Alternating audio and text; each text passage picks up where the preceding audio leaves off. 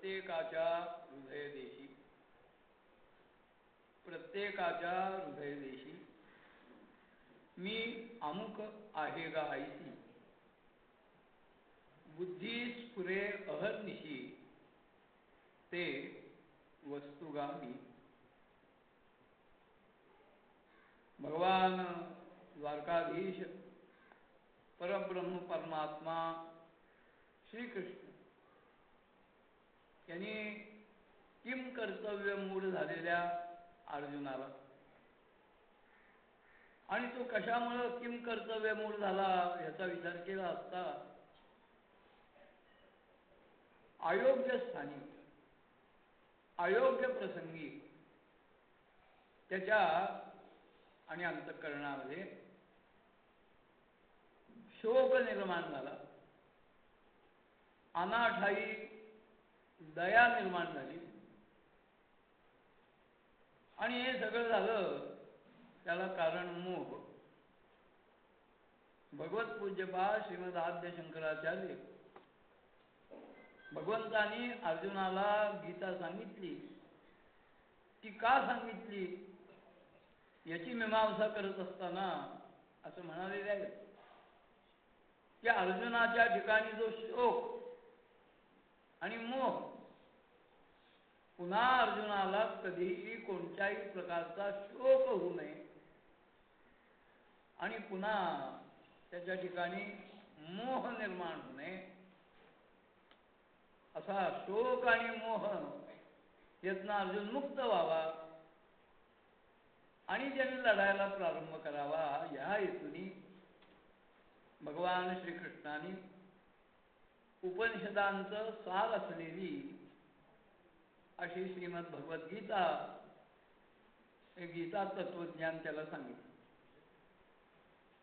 अर्जुनाला भगवंतांनी प्रश्न केल्यानंतर अर्जुनाने सूर्यप्रकाश इतक्या स्वच्छ शब्दात सांगितलंय, कृष्णा तू उपदेश केल्यानंतर, तू प्रबोधन केल्यानंतर माझ्या ठिकाणी शोक आणि मोह कसा राहील?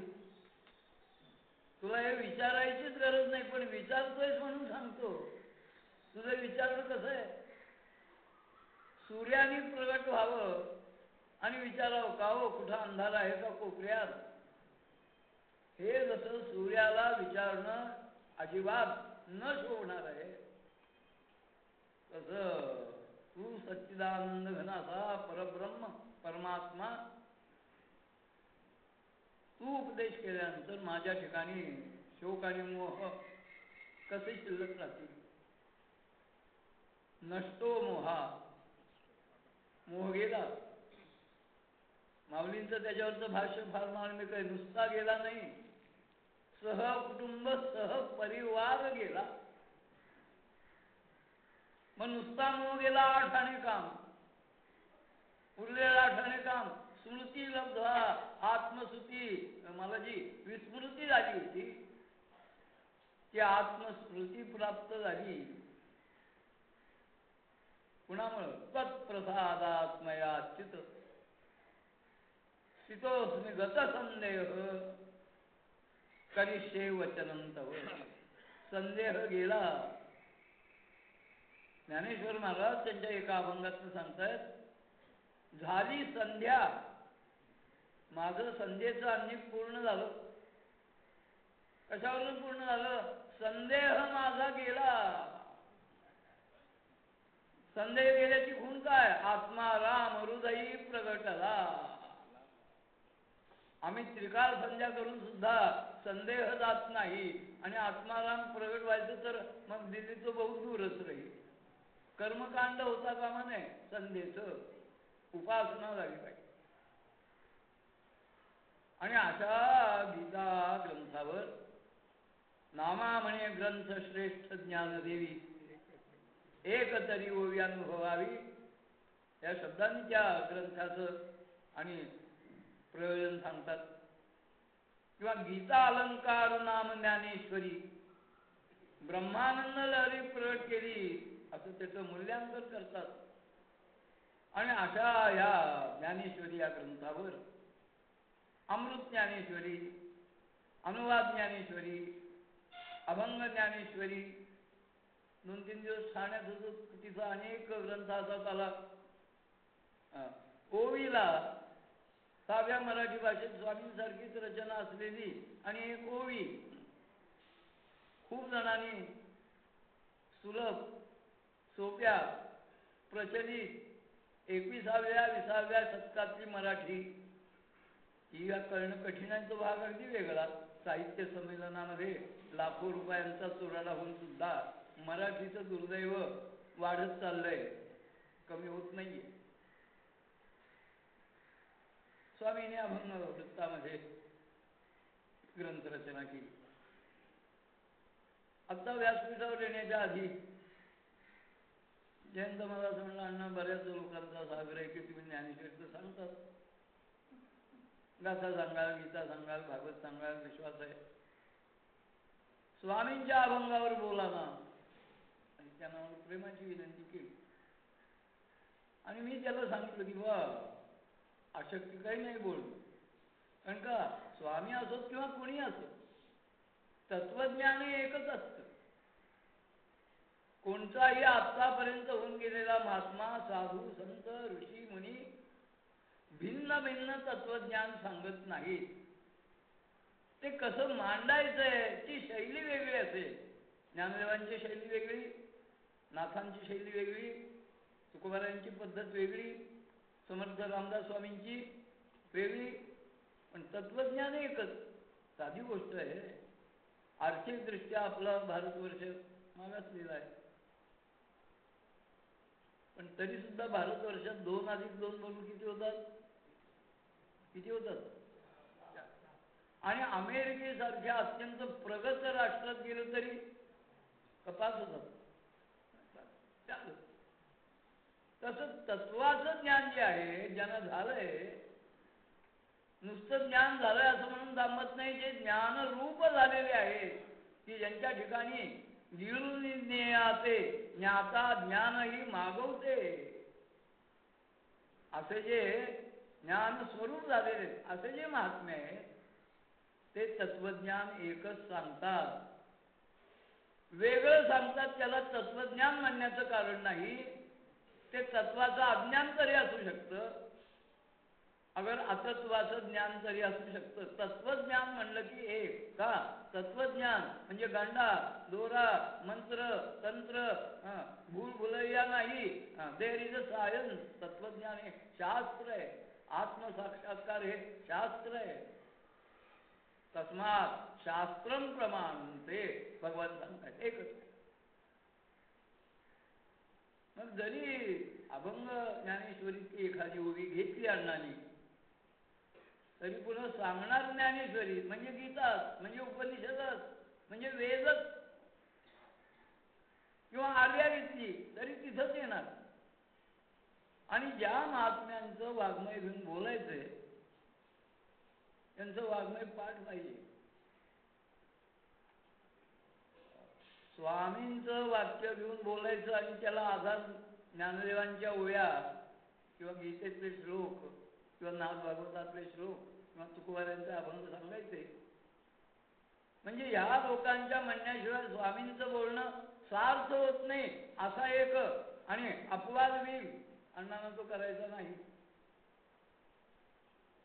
जसं मी सूर्य आहे हे आणि सिद्ध करायला सूर्याला अन्य गोष्टीची गरज लागत नाही, तसं स्वामींची एखादी आर्या अभंग अन्य काही श्लोक हे घेऊन बोलायचं आणि त्यांचं एकही अभंग एकही चरण एकही आर्या पाठ नसताना मग कोटेशन ही ज्ञानेश्वरी गाथा दासोद यातली द्यायची. हे काही खरं नाही. स्वामींच्यावर तो घोर अन्याय केल्यासारखं मी म्हणून मनातनं ही एक कल्पना काढून टाका की अभंग ज्ञानेश्वरी मूळच्या ज्ञानेश्वरीपेक्षा काही वेगळं तत्वज्ञान मांडलंय असं जर किलमिश असेल, अशी जळमट असतील, अशा शंका कुशंका असतील, तर्क असतील, तर तो सगळा कचरा स्वामींना हात जोडून प्रार्थना करा की माझ्या मनातनं काढून टाका. तर मला अभंग ज्ञानेश्वरीत प्रवेश होईल. मुळात या कल्पना घेऊनच जर वाचली, स्वामींना सुद्धा तुमच्या पुढे हात टेकायची पाळी येईल. पहिल्या प्रथम हे काढून टाका की स्वामींनी काही वेगळं सांगितलंय, वेगळ्या भाषेत सांगितलंय की ही भाषा समजायला साधी आहे, सुलभ आहे, आपल्या परिचयातली आहे. पण तरी सुद्धा मला छाती ठोकपणे सांगायचंय, स्वामींनी जरी मराठीत सुलभ केलं असलं तरी ते शास्त्र आहे, ते तत्वज्ञान आहे, ती अनुभूती आहे, तो अनुभूतीचा आविष्कार आहे. शब्दकोश पाहून अभंग ज्ञानेश्वरीचा सुद्धा अर्थ कळणार नाही. मग त्यासाठी काय करायला पाहिजे? तद्विधी प्रणिपातेन परिप्रश्नेन सेवया उपदेक्षन्ति ते ज्ञानम ज्ञानिना तत्वदर्शिना. अनन्य भावाने सद्गुरूंना शरणागती करून, त्यांना वारंवार प्रार्थना करून त्यांना विनंती केली पाहिजे की आपण ज्ञानस्वरूप आहात, ज्ञान हे प्रकाशमय आहे. तेव्हा आपल्या ज्ञान प्रकाशाच्या द्वारा माझ्या अंतःकरणामध्ये असा प्रकाश कळावा की त्यातनं अभंग ज्ञानेश्वरी ही जी तुमची रचना आहे, संजीवन गाथा ही जी रचना आहे, आर्यवृत्तामध्ये केलेली आणि गीता जी आहे, यातला तत्वज्ञानाचा गाभा, त्याचा अर्थरूपता, त्याचा अर्थ तुमच्या कृपेने माझ्या हृदयात प्रगट व्हावा अशी प्रार्थना करा. त्यांच्या कृपेने तुमच्या सर्वांच्या हृदयामध्ये. आणि हा अर्थ प्रगट झाल्याशिवाय राहणार नाही. आणि अर्थ प्रगट झाला म्हणजे मग अर्थरूपता अंगी बाणायला फार कष्ट पडणार नाही.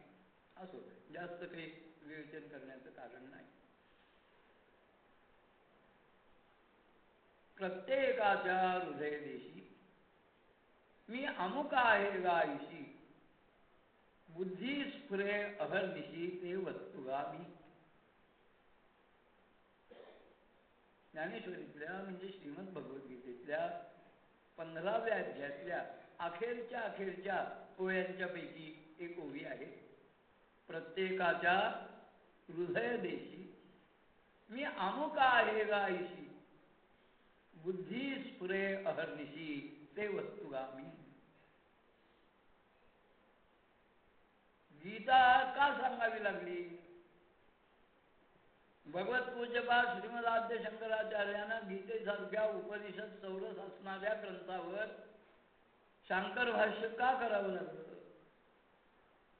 ज्ञानेश्वर महाराजांना भावार्थ दीपिका किंवा त्यांच्या शब्दात म्हणायचं तर किंबहुना तुमचे केले धर्म कीर्तन हे का करावं लागलं? स्वामींना अभंग ज्ञानेश्वरीमध्ये त्याचा सोपा अनुवाद का करावा लागला? या सगळ्याचं कारण जरी एकच असलं तरी काळ वेगळा आहे, परिस्थिती वेगळी, पण कारण एक आहे. आणि कारण काय आहे? तर शोक आणि मोह. त्या शोक मोहामुळे आपल्या सर्वांच्या ठिकाणी सिद्ध असणारी जी आत्मवस्तू आहे, ती आत्मवस्तू शोक आणि मोह त्याच्या अधीन झाल्यामुळं मन हे इंद्रियांचं साह्य घेऊन विषयाकडं धावू लागल्यामुळं आत्मरूपाची विस्मृती आहे. आत्मस्वरूप नाहीसं झालेलं नाही, त्याचा विसर पडलेला आहे. विसर म्हणजे वस्तू नष्ट होणं नव्हे. हा एक साधा प्रश्न आहे, तुम्ही योग्य उत्तर द्याल माझा 1000% विश्वास आहे. वस्तू हरवली म्हणजे नाहीशी झाली का? बोला. फक्त ती आपल्या ताब्यात होती, आपल्याला ज्ञात होती, आपल्या सत्तेत होती, आपण उपयोग करत होतो. की आपल्या उपयोगातनं, आपल्या सत्तेतनं, आपल्या ज्ञानातनं आपल्यापासून ती परागंदा झाली, पण कुठंतरी ती. तसं आत्मस्वरूपाचं अज्ञान म्हणजे आत्मस्वरूप नाहीसं होणं नाही. परमार्थामध्ये क्रिएशनला काहीही महत्व नाही. टू डू या क्रियापदाला मूल्य नाही. टू नो या क्रियापदाला त्याच्याहून काही अर्थ नाही. इंग्रजीतला टू बी हा जो काही धातू आहे संस्कृतमध्ये त्याचा समानार्थी धातू आहे असचा पाय मोडलेला आहे. हे जे असणं आहे कुणाचं असणं आहे? आपलं असणं नाहीये, भौतिक पदार्थांचं असणं नाहीये, विश्वाकाराचं असणं नाहीये.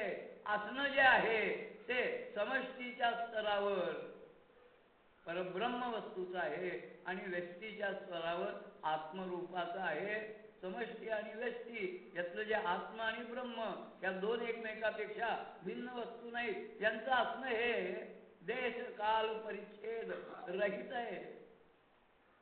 त्यात वस्तू परिच्छेद नाही, त्यात देश परिच्छेद नाही, त्यात काल परिच्छेद नाही. आज या पक्षाचं शासन आहे, उद्या त्या पक्षाचं येऊ शकतं का? पाठिंबा काढून घेण्याचा अवकाश. कडवळच हे 18 धान्याचं. ब्रह्माचं अस्तित्व असं कोणाच्याही आधारावर आणि स्थित नाही. त्याला कोणाच्या आधाराची गरज नाही, कोणाच्या पाठिंब्याची गरज नाही, कोणाच्या मताची गरज नाही.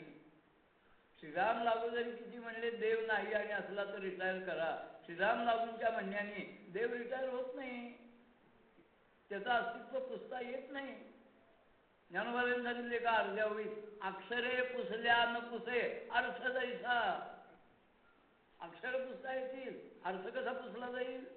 तसं तुम्ही ब्रह्म नाही म्हणा, देव नाही म्हणा, काय म्हणायचं ते म्हणा, त्याचं अस्तित्व धोक्यात येत नाही. ते आहेत. मग असून आमचा का अनुभव नाही? आम्हाला का पटत नाही, आम्हाला का कळत नाही, आम्हाला का अनुभवाला येत नाही? तर त्याच्यावर आणि पडदे घातलेले आहेत. तेही शास्त्रीय भाषेत सांगायचं तर किती पटल आहेत, म्हणजे किती पडदे आहेत. तर आत्मवस्तूच्या ठिकाणी पहिला जो पडदा आहे त्याच्यावर दुसरा पडदा आहे आणि त्याच्यावर तिसरा पडदा आहे. तिसरा पडदा सर्वात वरचं पटल आहे, त्याला शास्त्रकारांनी मलदोष असं म्हणलेलं आहे. मलदोष म्हणजे तरी काय? जन्मजन्मांतरामध्ये जे विषय भोगलेत आणि विषयच भोगावेसे वाटतात, ही जी वासना आहे ती वासना हाच मलदोष आहे. मलदोषाच्या आत जो पडदा आहे त्याचं नाव आहे विक्षेप दोष. म्हणजे मनाची चंचलता. आपण प्रवासात आहोत, प्रसाधन केलंय पण आरसा जवळ नाहीये. प्रसाधन कसं झालंय बाबा पाहायचंय. योगायोगाची जवळ तळ आहे पाण्याचं, त्याच्यावर पाण्यावर वाढणारी वनस्पती नाहीये हे सांगितलं पाहिजे. नाही चालली तळी आहेत पण बहुतेक वनस्पतीने झाकलीच गेली आहे आत्मस्वरूपासारखी. पण पाणी खळाळत आहे, लाटा आहेत, तरंग आहेत. आपलं मुख स्थिर दिसेल का? जलाशयामध्ये आपलं मुख पाहण्यासाठी ते पाणी स्थिर पाहिजे, शांत पाहिजे. तसं आपलं मूळचं आत्मस्वरूप पाहण्यासाठी चित्त स्थिर पाहिजे, चंचल चित्तानी. आणि आत्मस्वरूप अनुभवाला येणार नाही. आणि तिसरा दोष आहे, तो तिसरा दोष मात्र साधकांनी कितीही साधना केली तरी आपल्या साधनेच्या बळाने साधक आवरणभंग करू शकत नाही. आवरणभंग करण्यासाठी सद्गुरूंचीच नितांत गरज आहे. सद्गुरू कृपा प्रसादाशिवाय आवरण दोष नाहीसा होत नाही. आणि त्याला सद्गुरू जो आवरण दोष नाहीसा करतात, ही आवरण दोष नाहीस करण्याची प्रक्रिया म्हणजे अनुग्रह. अनुग्रह शब्द आपल्याला माहित असेल, पण अनुग्रह म्हणजे काय? तर आवरण दोष नाहीसा करणं म्हणजे अनुग्रह. आणि अशा या 3 पटलामुळं आत्मस्वरूप असून आपल्याला कळत नाही.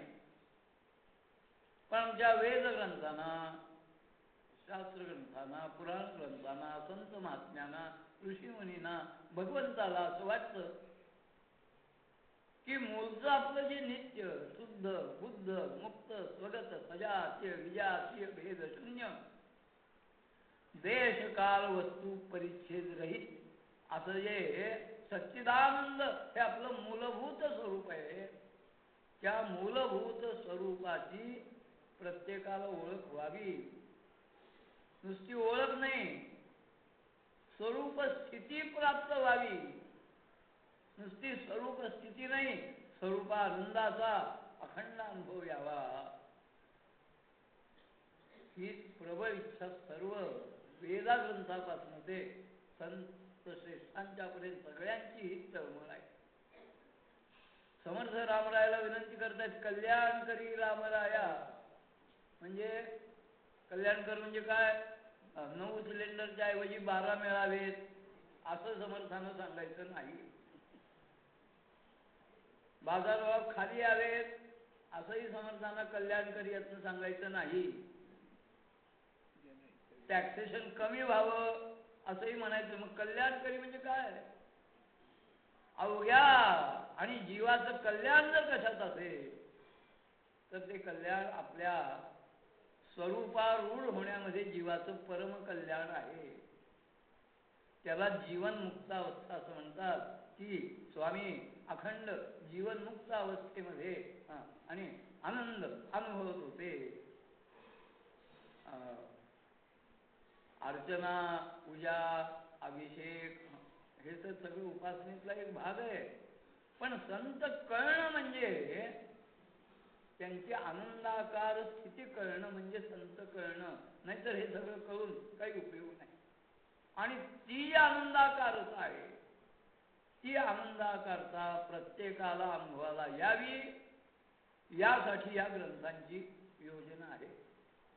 ज्ञानाने सांगितलं ना, हेतू काय या ग्रंथाचा? ज्ञानेश्वरी ग्रंथाचं फळ काय, हेतू काय, कशासाठी? मग ते अभंग असो, अनुवाद असो, अमृत स्वरूप असो, ज्ञानोबांची मूळ रचना असो, कशासाठी? मने काय वाचा जो सेवक होईलेचा तो स्वानंद साम्राज्याचा चक्रवर्ती करी. हाच हेतू. जीव दोंदावरी डोळे आनंदाच्या, हाच हेतू. आणि असा हा जो गीता तत्वज्ञानातला हेतू 700 श्लोक 18 अध्याय. पण देवो बोलिले एक जे दुजे नाही. श्लोक असू द्यात 700, अध्याय असू द्यात 18, तत्व एकच आहे. किंबहुना नैयायिकांच्या भाषेत बोलायचं तर जे एकच असतं त्याला तत्व म्हणतात, 2 असतात त्याला तत्व म्हणत नाही. आपल्याला शंकराचार्यांचंही नाव ठाऊक आहे, मध्वाचार्यांचंही नाव आपल्या कानावर तरी असेल. मध्वाचार्यांचं तत्वज्ञान दिग्दर्शित करण्यासाठी दृश्य स्वरूपामध्ये किती बोटं दाखवली जातात. मध्वाचार्यांचं चित्र पहा, मध्वाचार्यांचा पुतळा पहा, त्यांचं तत्वज्ञान पहा, 2 बोटं. याचा अर्थ जीव हा कधी शिव होऊ शकत नाही, हे द्वैत तत्वज्ञान. आणि उपनिषद तत्वज्ञान जे गीतेचं आहे अद्वैत तत्वज्ञान. जीव हा मुळात शिवस्वरूपापेक्षा वेगळा नाही. तुका म्हणे कैची कीव कोठे जीव निराळा. किंवा भगवत पूज्यपाद श्रीमद आद्य शंकराचार्यांनी काय सूत्र भाष्य आहे त्यांचं पहा. ते म्हणले कोट्यावधी श्लोकात जे सांगितला प्रयत्न केला गेला ते अर्ध्या श्लोकात सांगतो. श्लोकार्धेन प्रवक्ष्यामि यदुक्तम ग्रंथ कोटिभिः ब्रह्म सत्यं जगन्मिथ्या जीवो ब्रह्मैव नापरः. जीव हा कधी ब्रह्मापेक्षा वेगळा झालेला नाही.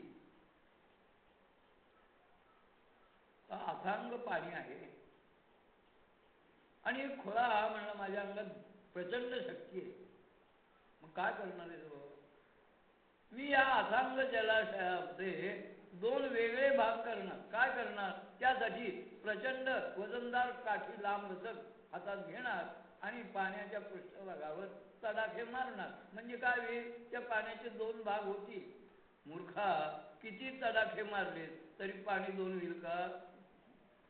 जसं पाणी दोन होत नाही तसं जीव हा शिवापेक्षा कधी वेगळा होतच नाही, झालेला नाही आणि होणारही नाही.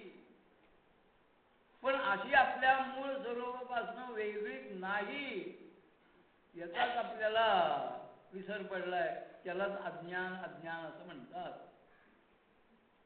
आपुला आपण पेया विसर जो धनंजया, तेची नाम रूप यया अज्ञानाती. अज्ञान अज्ञान म्हणजे आपल्याला आपल्या मूलभूत स्वयंभू स्वयंप्रकाश, माऊलीचा शब्द सांगायचं तर एकच शब्द, स्वसंवेद्या आत्मरूपा. त्या स्वसंवेद्या आत्मरूपाचा आपल्याला झालेला पडलेला विसर.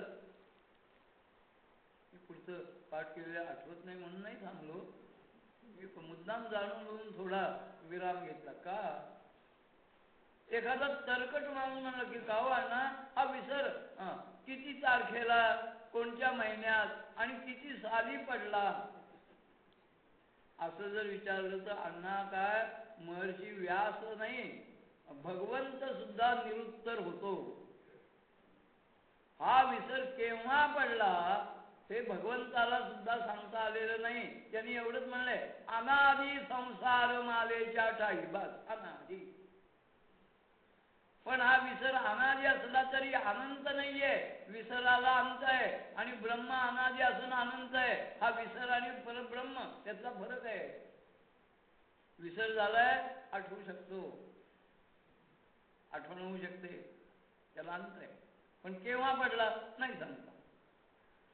मग आठवण्याचं साधन जर काही असेल तर आठवण्याचं साधन वेदांत दर्शनाने एकमेव सांगितले,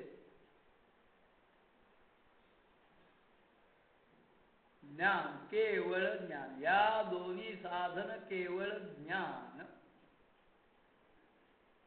ज्ञानाशिवाय अन्य कोणत्याही साधनाने आपल्याला आपल्या स्वरूपाचा जो विसर पडलेला आहे त्याचा आठव, त्याची शुद्ध जाणीव समर्थांच्या भाषेत, आणि त्या आठव झाल्यानंतर त्याचं नैरंतर्य हे ज्ञानाशिवाय नाही. मग ज्ञान आणि आत्मस्वरूप यांचं किती ऐक्य आहे? ज्ञानात एव तु कैवल्यम. ज्ञानाने कैवल्य नाही, ज्ञानच कैवल्य. जे ज्ञान जयाची हाती, तोच समर्थ मुक्ती. जैसा शतमख संपत्ती स्वर्गीचे 15व्या अध्यायाचा विषय आहे की ज्या 15व्या अध्यायातली प्रस्तुत होई आपल्याला 4-5 दिवसात तिचा विचार करायचा आहे. ज्ञान, ज्ञानाशिवाय कर्माने मोक्ष नाही, योगाने मोक्ष नाही. मोक्ष म्हणला की ज्ञानाने. योगाने समाधी साध्य होते की या समाधीचं व्युत्थान होतं. स्वरूप साक्षात्कार झाल्यावर तिथनं व्युत्थान नाही, समाधीला व्युत्थान आहे. 8 दिवस जरी समाधीत राहिला 9व्या दिवशी खाली येतो.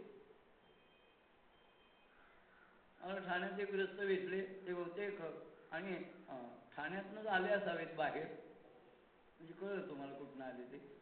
अण्णा 2 मिनिटात माझी समाधी लागते. काय बोलणार आपण वंदनीय आहात, त्याच्याबरोबर काय बोल, काय वाटेल पडली होय समाधी गोष्ट. जीवनमुक्त कशा स्वरूप स्थिती, स्वरूपानंद, स्वरूप कल्याण हे केवळ आणि केवळ ज्ञानाने. आणि हे ज्ञान प्राप्त करून घेण्याची साधनं मात्र वेगवेगळी आहेत की जी साधनं आचरणाऱ्याला साधक असं म्हणतात, आणि साधक जे आचरतो त्याला त्या साधनाची साधना असं म्हणतात. कळलं का? साधनाचा काय उपयोग आहे? ही सगळी साधनं आपल्याला शेवटी ज्ञानामध्ये पर्यावित करतात, तिथपर्यंत घेऊन जातात. एक लक्षात घ्या, साध्य आणि साधन त्यांचा संबंध, शब्द आपल्याला खटकेल पण पारिभाषिक शब्दही मला गत्यंतर नाही, हा एकमेकाशी व्यभिचारी संबंध आहे. साध्य वेगळं आणि साधना वेगळी. आम्ही काल ठाण्याहून आलो, कोल्हापुरात आलो, कोल्हापूरहून चाललो. ज्या प्रवासी साधनाने आलो त्या साधनाचा आम्ही त्याग केला ना. पावसमध्ये आलो, गाडीत बसून राहिलो का नाही, गाडी सोडून दिली का, आता त्याची गरज नाही. तसं साधन हे साध्यापर्यंत घेऊन जाऊ शकतं, पण साधना वेगळी आणि साध्य वेगळं. इंग्रजीत अशा अर्थाची म्हण आहे, आपण घोड्याला पाणी पिण्यासाठी पाण्याच्या प्रवाहापर्यंत, वाहत्या पाण्यापर्यंत आपण घेऊन जाऊ शकू, पाणी कुणी प्यायचंय, घोड्याने. तसं साधना ही आपल्याला तिथवर घेऊन जाते. मग ती भक्ती साधना असेल, ती कर्म साधना असेल, ती योग साधना असेल, ती आपल्याला साध्यापर्यंत घेऊन जाते. मात्र एक ज्ञान साधना अशी आहे की ज्ञान साधनेपेक्षा साध्य वेगळं नाही. ज्ञानातेव तू कैवल्यम, म्हणून इतकं बोलणं भाग पडेल. ज्ञानाने मोक्ष नाही, ज्ञानच मोक्ष, ज्ञानच मोक्ष. आणि असं जे ज्ञान आहे ते ज्ञान प्राप्त करून घेण्याची गीतेने जी सांगितलेली साधनं, कांडत्रयात्मक कर्म, उपासना, योग, भक्ती, ज्ञान,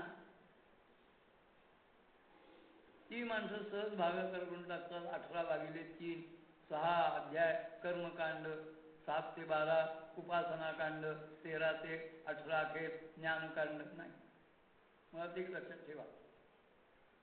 फार बारकावे विचार करायला. गीता ग्रंथाची सुरुवात कुठून आहे? आपण गीता वाचणार, कुठून आहे गीता ग्रंथाची सुरुवात? हा, मला ऐकू नये. हा हा, विशाल म्हणजे पहिला अध्यायातला पहिला श्लोक, धृतराष्ट्र वाच. तिथनं गीता ग्रंथाला प्रारंभ आहे. गीता शास्त्राला कुठनं प्रारंभ आहे? तुम्हाला ना हे या बोटावरची थुंकी त्या बोटावर करण्यासारखं नाही आहे जरी वाटलं तरी. गीता ग्रंथाचा प्रारंभ वेगळा आणि गीता शास्त्राचा प्रारंभ वेगळा. गीता शास्त्र कुठनं सुरुवात झाली? 2रा अध्याय अर्जुन वाच. आणि अर्जुन वाच म्हणल्यानंतर त्याला जे उत्तर आहे की जिथनं भगवान बोलले, भगवान वाच अशोच्यानशोचस्वं प्रज्ञावादांश भाषते. इथनं गीता शास्त्राला प्रारंभ. मग 2ऱ्या अध्यायातल्या 11व्या श्लोकापासून जे गीता शास्त्र सुरू झालं, ते गीता शास्त्र कुठं संपलं? कोणत्या अध्यायात संपलं? तर 15व्या अध्यायातल्या इति गुह्यतमं शास्त्रम इदमुक्तमया नभ, इथं गीता शास्त्र पूर्ण झालं. संस्कृत भाषेच्या वैशिष्ट्यानुसार अथ शब्दाने विषयाला प्रारंभ होतो आणि इति शब्दाने विषय हा परिपूर्ण होतो. इति गुह्यतमं शास्त्रम, इथं गीता. मग 16वा अध्याय ज्ञानाला पोषक आणि ज्ञानाला घातक अशा प्रकारची दैवी आणि आसुरी संपत्ती. 17व्या अध्यायामध्ये श्रद्धात्रय विभाग योगो नाम. आणि 18व्या अध्यायाचा संकल्प काय आहे? मोक्ष संन्यास योगो नाम. लक्षात घ्या अर्थ. मोक्ष मोक्ष आम्ही जो कवटाळतोय त्याचा सुद्धा संन्यास झाला पाहिजे, हा मोक्ष संन्यास योग आहे. तुम्ही स्वामींची आरती करता, त्याच्यामध्ये स्वामी काय स्थितीला पोचले त्याचं फार सुंदर वर्णन आहे. सोहम तेही अस्तवले, म्हणजेच मोक्षाचा संन्यास. गीता ज्याला मोक्ष संन्यास म्हणते, स्वामींचा याची देही याची अनुभव आहे. सोहम भावाचा सुद्धा काय झाला? अस्त झाला. का? मुळात सोहम भाव जो आहे तो सोहम भाव त्याला उदयही नाही आणि त्याला अस्त नाही. उदय अस्त विरहित असणारी ही आणि भावमय स्थिती आहे, ही ज्ञानमय स्थिती आहे, ही स्वरूप स्थिती आहे. सोहम भावाचा उदय केव्हा झाला हे विचारणं म्हणजे ब्रह्म केव्हा निर्माण झालं असं विचारण्यासारखं आहे. सोहम भाव, सोहम अनुभूती, सोहम स्थिती आणि ब्रह्म याच्यात फरक नाही. फरक शब्दात आहे, अर्थात नाही, अर्थरूपतेत नाही. मग अशी जी मोक्षाची साधन आहेत ज्ञान त्या 15व्या अध्याय किती अशा 15व्या अध्यायातला की ज्या अध्यायामध्ये अश्वत्थ वृक्षाच्या रूपाने दिसणाऱ्या भासणाऱ्या नुसत्या दिसणाऱ्या भासणाऱ्या आपला परमार्थ आपली उपासना आपण ज्या आणि संसारामध्ये करतोय त्या संसाराचं वर्णन केले ऊर्ध्वमूल अधश्चातम आणि लगेच दुसऱ्या श्लोकामध्ये त्याचा अपवाद केलाय. ऊर्ध्वमूल अधश्चातम या श्लोकाने अध्यारोप केलाय आणि न रूपमस्ते या श्लोकाने त्याचा अपवाद केला. पारिभाषिक शब्द आहे. अध्यारोप अपवादाभ्याम प्रपंचम निष्प्रपंचते. म्हणजे तरी 15वा अध्यायाचं फलश्रुती काय, कशासाठी 15वा अध्याय माऊलीची ओळी आहे का? करुणी संसार वावो स्वरूपी अहंते ठावो हुवावया अध्यायो 15वा. बाबा अर्जुना 15व्या अध्यायाचं स्थान महात्म्य काय, कशासाठी 15वा अध्याय? करुणी संसार वाव. वाव म्हणजे खोटा नाही, मिथ्या. मुरळ खोटं नाही, खरं तर नाहीच नाही. मग खरं खोटं नाही मग काय? मिथ्या आहे. जे दिसल्याशिवाय राहत नाही पण दिसून सुद्धा जे असत नाही त्याला मिथ्या म्हणतात. मिथ्या शब्दाची व्याख्या हृदयावर करून ठेवा. मिथ्या म्हणजे संसार खोटा नाही, खरा तर नाहीच नाही. मग खरा खोटा म्हणता येत नाही. एकाच वस्तूवर एका वेळी परस्पर विरुद्ध धर्माचे आरोप करता येत नाहीत. एक खरा तरी म्हणा, एक खोटा तरी म्हणा. खरा खोटा कसा? म्हणून महामती व्यासाने भागवतात म्हणावं लागलं सन्नाप्य संज्ञा उभयात्मिकाना. मग कसा आहे? सत सत विलक्षण आहे तो. सदी नाही, असदी नाही, खरा नाही, खोटा नाही, खरा खोटा नाही. मग कसा आहे? मिथ्या आहे. दिसतो पण नसतो. मराठीत म्हण आहे ना, दिसतं तसं आणि म्हणून जर दिसतं तसंच असतं ना परमार्थ फार सोपा झाला असता. पण ते दिसतं तसं नसतं म्हणून परमार्थ अशक्य नाही. पण परमार्थ अवघड आहे आणि परमार्थ शब्द सवंग झालेला आहे. आपण 2-4 वाक्याच्या आणि नंतर परमार्थ शब्द उच्चारतो, अध्यात्म शब्द उच्चारतो. पण अध्यात्म आणि परमार्थ याचा अर्थ लक्षात घ्या. अर्थ लक्षात घेऊन वाचा. परब्रह्म परमात्म स्वरूपाचं नित्य अस्तित्व नित्य लक्षात असणं म्हणजे परमार्थ म्हणजे अध्यात्म. आम्हाला याचा आठव कधी होतो? मुलाला मार्क कमी पडले, आता ऍडमिशन कशी मिळणार म्हणल्यानंतर आम्हाला देव आठवतो.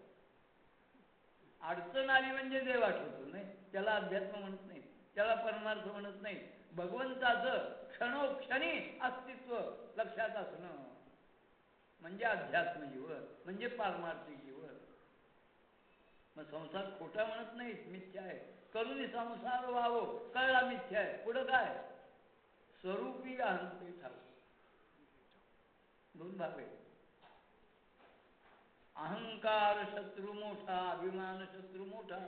अहंकाराचे तोंड काळे. मला आपल्याला सांगायचे नाही ना, अहंकार नाहीसा करतायत, अजिबात करू नका. तुम्ही अण्णा काय छान सांगितलं, उद्यापासून आम्ही चांगलं जोपासू. अगदी जोपासा, पण इतका जोपासा की आपल्या अहंकाराशिवाय दुसरा अहंकार वेगळा राहता कामा नये. इतका अहंकार वाढणं याचाच अर्थ अहंकार नाहीसा होणं. नाहीसा करता आला फारच चांगलं, वाढवता आला तरी अर्थ तोच. मग अहंकाराचं आश्रयस्थान काय पाहिजे? तुमच्या आमच्या अहंकाराचं आश्रयस्थान जी देहबुद्धी आहे, मी मनुष्य आहे, मी कर्ता आहे, मी भोक्ता आहे, मी जन्माला येणार आहे, मी मरणार आहे, मी केलं तर होणार आहे, मन मी, बुद्धी मी, इंद्रिय मी, मी मी हा अहंकाराचा विषय आहे. मग अहंकाराचा विषय मीच्या ऐवजी भगवंत झाला तर तो अहंकार बाधक नाही, साधक आहे. अरे ज्ञानेश्वर महाराज बोलतात ना, आम्ही अहंकारू वाहत असे अंगी,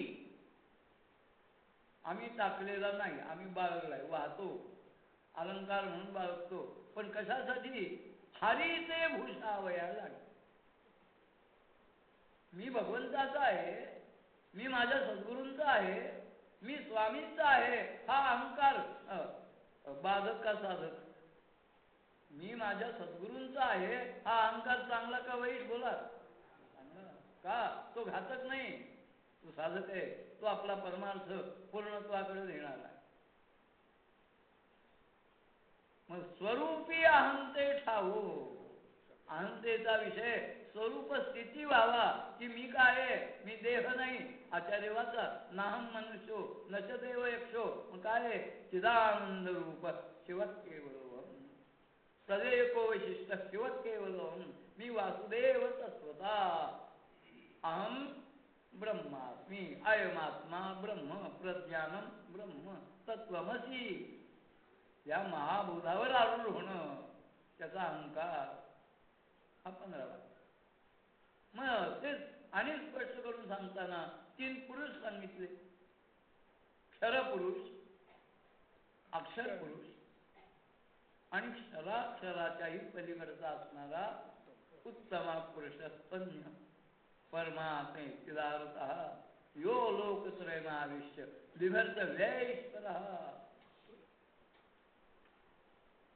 अव्यय ईश्वर जो आहे, तर अव्यय ईश्वर जो आहे तो उत्तम पुरुष आहे. त्याला परमात्मा असं म्हणतात. पलीकडे असणारा, कशाच्या पलीकडे असणारा? इंद्रियांच्या पलीकडे आहे, सांगायचंच कारण नाही. बुद्धीच्या पलीकडे आहे.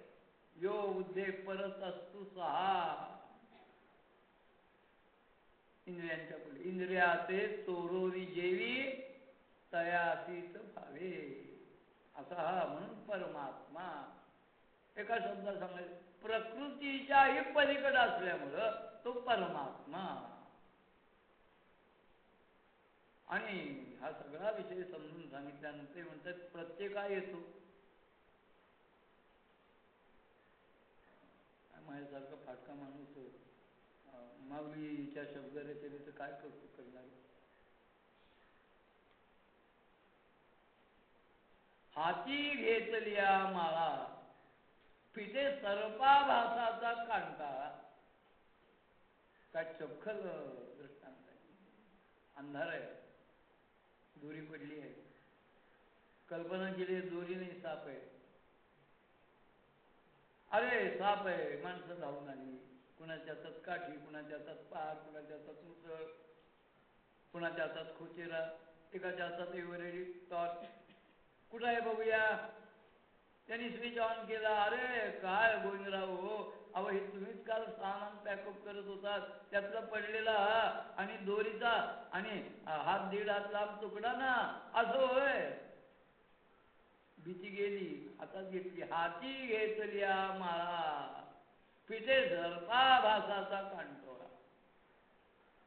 सर्प होता, सर्प होता, हा जो आभास होता तो नाहीसा झाला आणि मूळ दोरी, दोरी रूपाने कळली. तसंच काय झालं? त्याच्या पुढची उभी आहे. मग म्हणे सर्वत्र सच्चिदानंदू, मीच एक सतसिद्धू, जो आपणे नसी भेदू, नेणो न्या जाणे. मग म्हणजे आभास नाहीसा झाल्यानंतर मग म्हणे काय म्हणतो? सर्वत्र सच्चिदानंद. सर्वत्र एक काय आहे? सच्चिदानंद घन परब्रह्मच आहे. वेदाची जी टप्पे टप्पे आहेत ना, ज्या स्टेजेस सांगितल्या त्यातली मधली स्टेज आहे अहम ब्रह्मास्मी, आणि पूर्णत्वाची स्टेज आहे सर्वम खलुइदं ब्रह्म.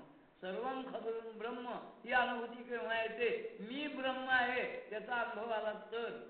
मग केवळ मीच ब्रह्म आहे असं नसून हे समस्त श्री वासुदेव वासुदेव सर्वमिती स महात्मा सुदुर्लभा. मग म्हणे सर्वत्र वासुदेव ऐसा ज्याचा अनुभव विश्वदेव हे समस्त श्री वासुदेव ऐसा प्रतीती रसाचा ओतला भाव भक्ता माझी राव आणि ज्ञानिया तोची. मला आपल्याला एक विनंती करायची. अण्णा प्रवचनात्मक ज्ञानेश्वरीतल्या ज्या ओव्या उद्धृत करतायत त्याच्यावर स्वामींची जी अभंग वृत्तातली रचना आहे ती अभ्यासपूर्वक अभंग ज्ञानेश्वरी उघडून पहा. म्हणजे अभ्यास करायला फार सोपं जाईल. या बोधाला आणि हा बोध येण्यासाठी ज्या ज्या उपासना आहेत वेगवेगळ्या उपासना आहेत त्यातली एक उपासना आहे भगवंतांनी 6व्या अध्यायात जो योग सांगितलाय अभ्यास योगो नाम षष्ठोध्याय आत्मसंयम योगो नाम असंही काही प्रती छापलेलं आहे. ध्यान योगो नाम असंही छापलेलं आहे. शब्द वेगळे असले तरी अर्थ एक आहे. काय हा योग? योग म्हणलं म्हणजे आपल्या अंगावर आधी सरसरून काटा उभा राहतो. नाही भाऊ ते आपल्याला काही जमायचं आणि अहो कसं जमणार? ज्ञानदेवच म्हणतात योगाच्या वाटा जे निघाले गा सुवटा त्या दुःखाचा वाटा भागाला.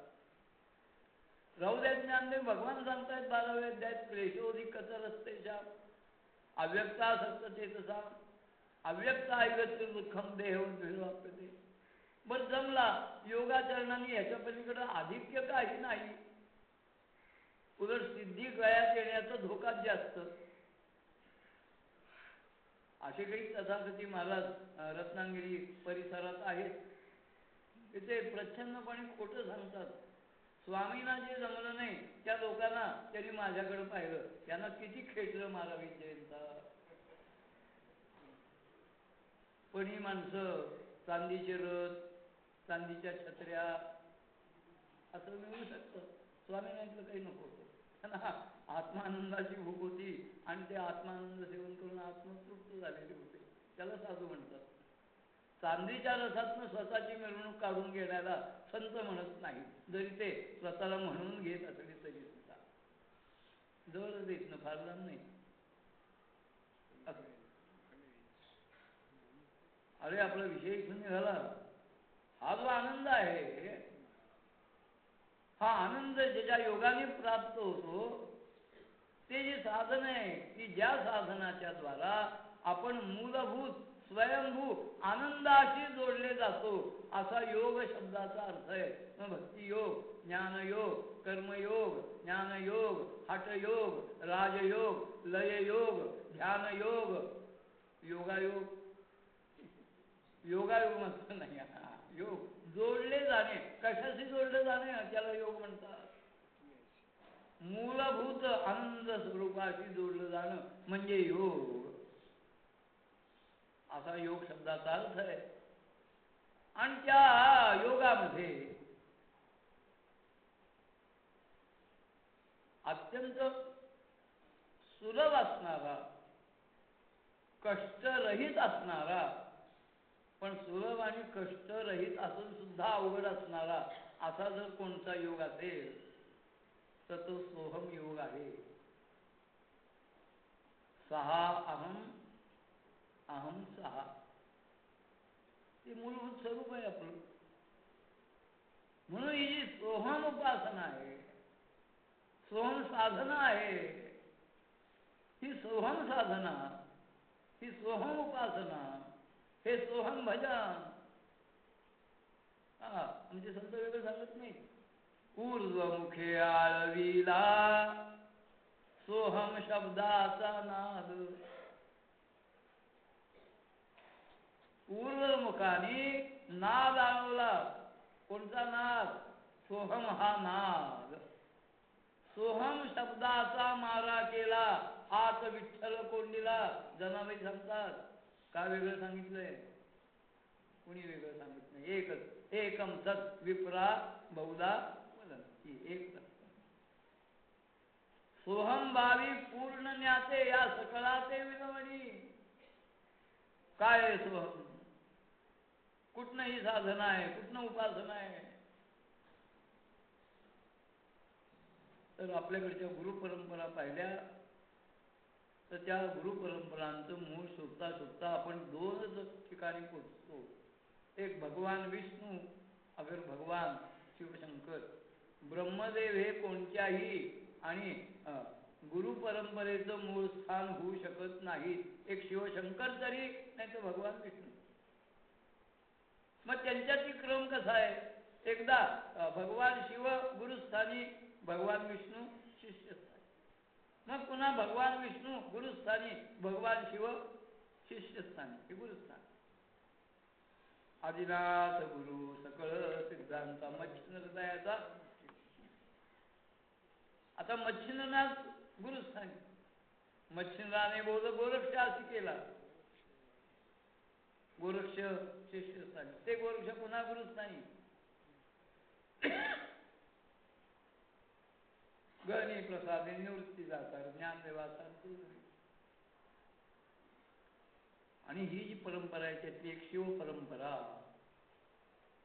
जी पुढे नाथांनी प्रवृत्ती केली. नाथ संप्रदायाने. वास्तविक नाथ संप्रदायाची परंपरा असल्यामुळं ज्ञानराजांचं नाव जे आहे ते ज्ञाननाथ असणं हे जास्त अचूक आहे. ज्ञाननाथ.